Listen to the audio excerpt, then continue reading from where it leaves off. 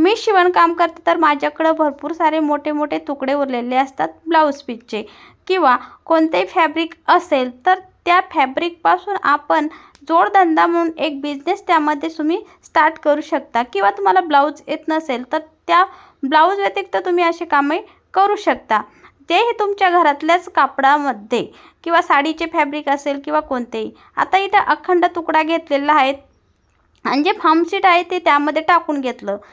तुम्ही अखंड न घेता 2 तुकडे सुद्धा घेऊ शकता।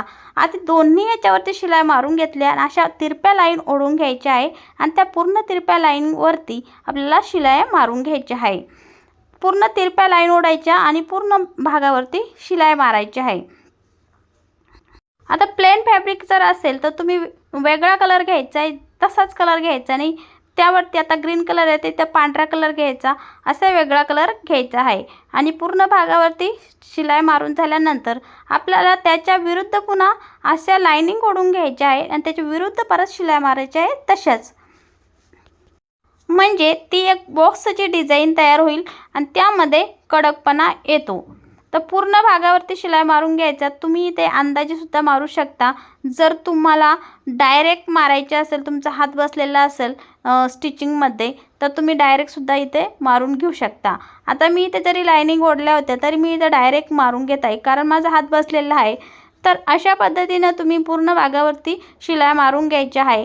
खूप बनवायला सोपं आहे, अगदी सहजपणे होतं, लगेच होतं, 5 मिनिटांमध्ये तयार होतं। तर याचा तुम्ही स्वतः बिझनेस करायचा आहे, हे तुम्ही स्वतः सेल करायचं तुमच्या मार्केटमध्ये, सोसायटीमध्ये। आता मला फक्त सोसायटीच्या ऑर्डर येत असतात, ज्या ब्लाऊज व्यतिरिक्त मी घेत असते आणि त्यातून सुद्धा 30 रुपये, 20 रुपये, 50 रुपये असे छोटं मोठं, जेवढं मोठं असेल तेवढं मोठी तुम्ही प्राईस ठेवायची। कपड्यावरती आहे, आपल्याला शिवणकामातील उरलेला कपडाच इथे वापरायचा आहे, म्हणून आपल्याला प्राईससुद्धा तशीच ठेवायची आहे। कारण आपण 0 रुपयामध्ये आपण पैसे कमवतोय, फक्त आपली मेहनत देतोय। तर तुम्हाला ब्लाऊज येत नसेल तर तुम्ही हा व्यवसाय तुमच्यासाठी एकदम परफेक्ट आहे। तर बाजूला आपल्याला पट्ट्या लावायच्या आहे। पट्ट्या इथं तुम्ही 2.5 ते 3 इंच घेऊ शकता। मोठी पाइपिंग बनवायची आहे। आता तुम्ही मला विचारता हा व्यवसाय कुठं आहे, पत्ता कुठं आहे? तर मैत्रिणींनो, हा पत्ता वगैरे काही नाही, तुम्ही स्वतः करायचं आहे आणि स्वतः विकायचं आहे। तुम्ही स्वतःचा मालक व्हायचं, स्वतः बनवायचं आणि स्वतः सेलिंग करायची आहे।